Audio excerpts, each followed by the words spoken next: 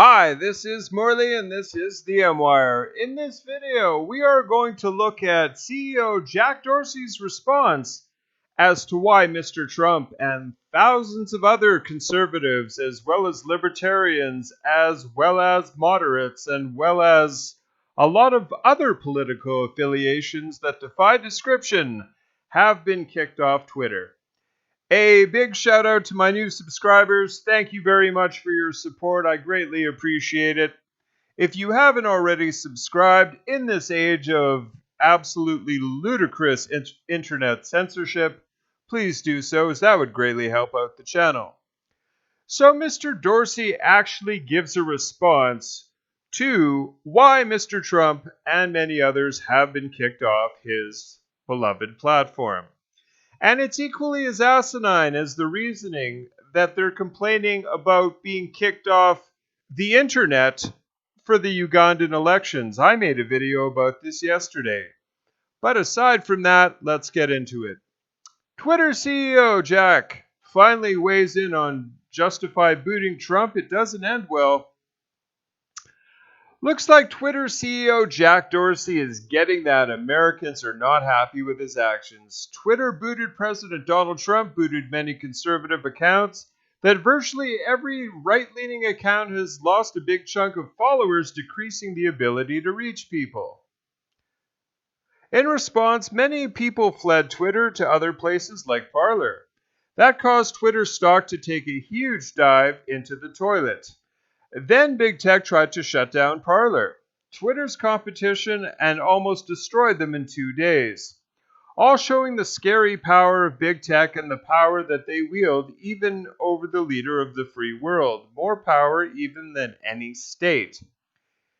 It woke people up and participated to calls against the censorship. So now Jack, after several days, is now trying to justify his actions and explain himself.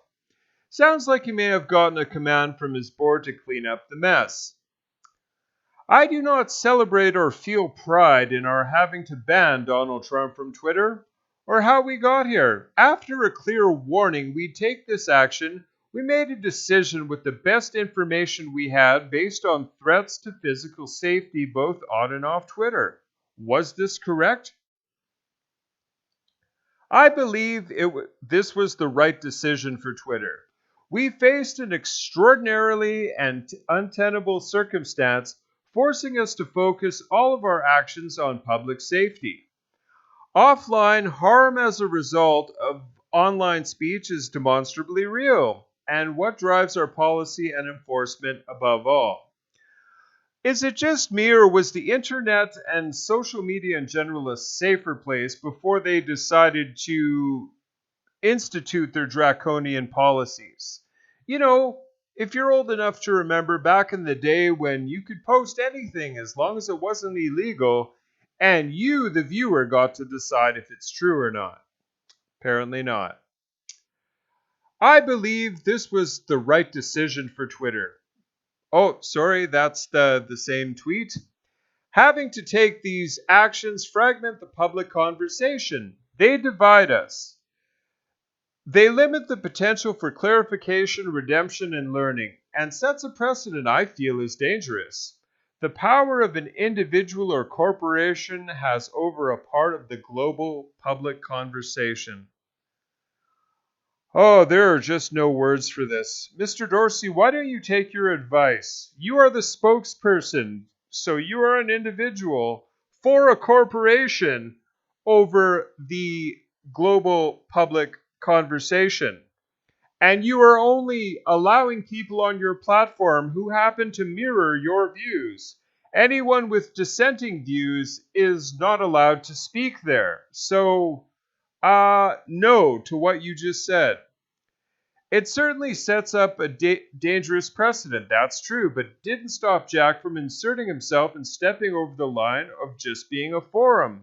He's become a publisher when he's picking speech to approve and choosing sides. Exactly.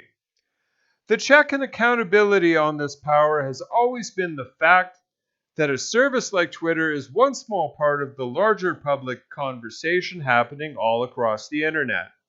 If folks do not agree with our rules and enforcement, they can simply go to another service. Well, that would be possible if it wasn't for.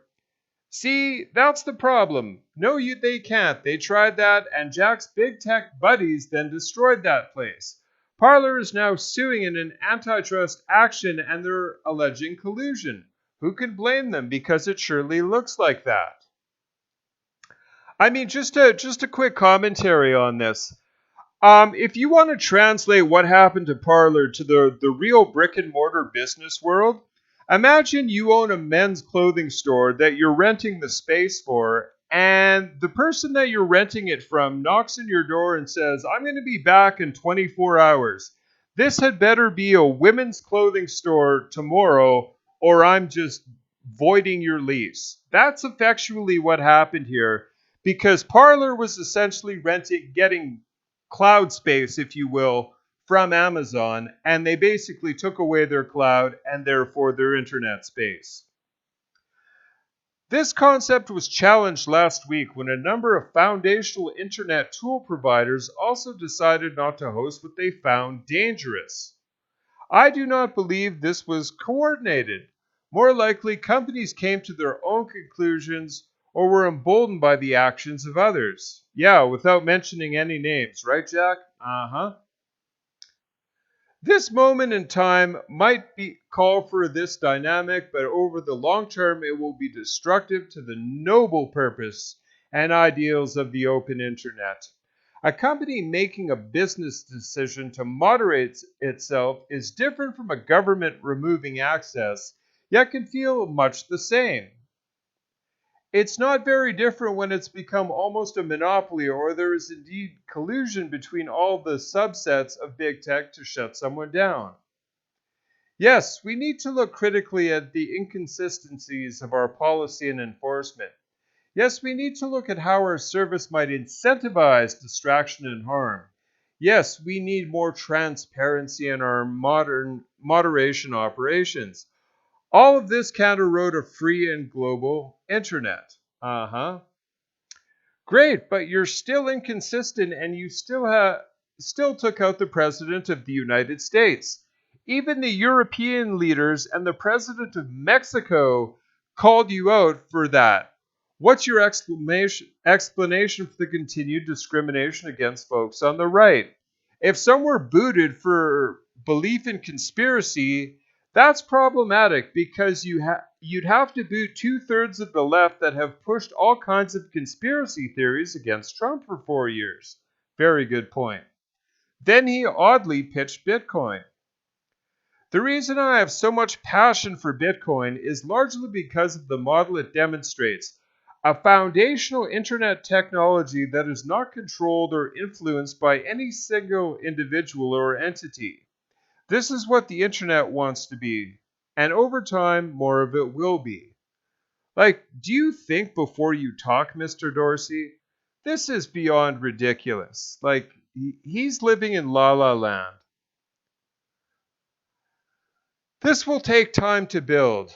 We are in the process of interviewing and hiring folks, looking at both starting a standard from scratch or contributing to something that already exists.